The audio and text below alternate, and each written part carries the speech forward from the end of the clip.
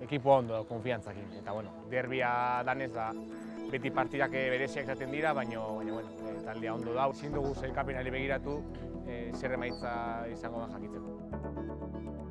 Veo partido de Ipurua. Ohiko lehia ikusten dut Ipuruan, estua.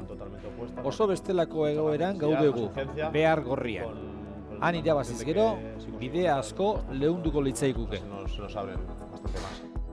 Manu Garzia, Alabeseko Gasteiztarra kapitaina, taldearen erdigunean, Arima eta Gorputz, Jon Errasti herriko semea, Gasteizen bizi den eibartarra.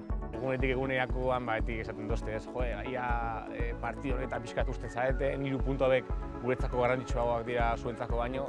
Egia da, guretzat oso garrantzitsua dela 3 puntu hauek, bere entzat ezela, eta partida honetara topeak behar gara.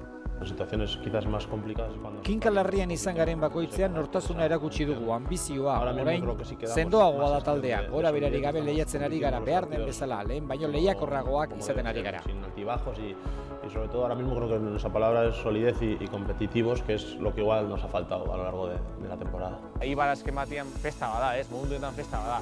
Eta lehengo mailako pauso hori heltzen bada, nik espero dut heltzea.